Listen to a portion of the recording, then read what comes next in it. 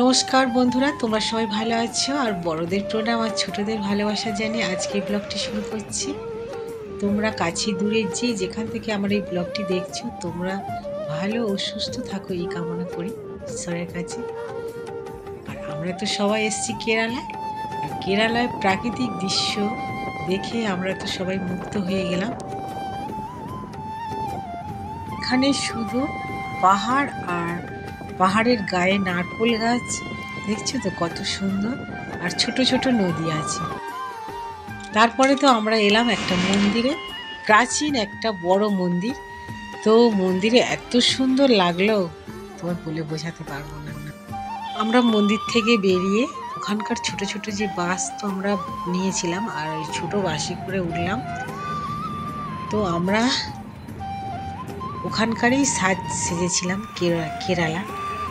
কেরালার মেয়েরা শাড়ি পরবে, আর ছেলেদের হচ্ছে সারা শরীর, মানে কোনো জামা থাকবে না, আর পরনে থাকবে ধুতি।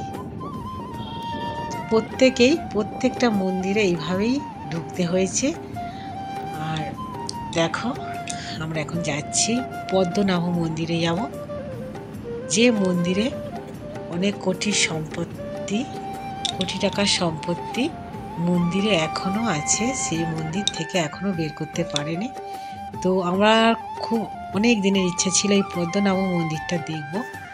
তো সুযোগ এসছে, তো কেরালায় এসছি, তো এই মন্দিরটা আমি দর্শন করে যাব। তো তোমাদের সঙ্গে শেয়ার করার চেষ্টা করব। তো চলো। তো মন্দিরের ভিতরে তো ফোন অ্যালাউ নেই, তো আমরা ঢুকেছিলাম আর মন্দিরটা দেখলাম। অনেক অনেক প্রাচীন মন্দির।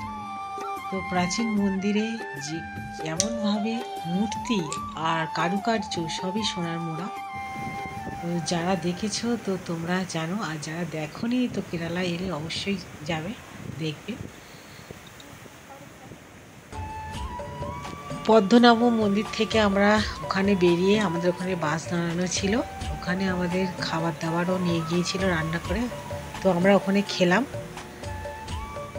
তারপরে তো আমরা এসেছি সি বিচে, কেরালা সি বিচে এসেছি। আর দেখো সমুদ্রের ধারে এত নারিকেল গাছ, দৃশ্যটা অপূর্ব।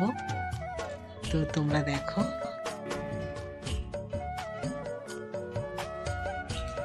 আর কেরালায় এত বৃষ্টি হচ্ছে, দেখো মেঘ করে আছে ওইদিকে, প্রচুর বৃষ্টি হচ্ছে। তারও মধ্যে আমরা খুব এনজয় করলাম, খুব আনন্দ করলাম। মানে এখান থেকে তো আমাদের যেতেই ইচ্ছা করছে না, এত আনন্দ হলো।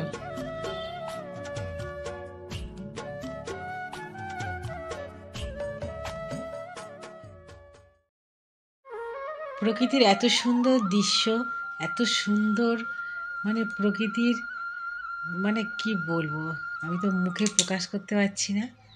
তো আমি কেরালায় এসে বুঝতে পারলাম যে প্রকৃতির এত দৃশ্য সুন্দর হয়, যে দেখো তোমরা।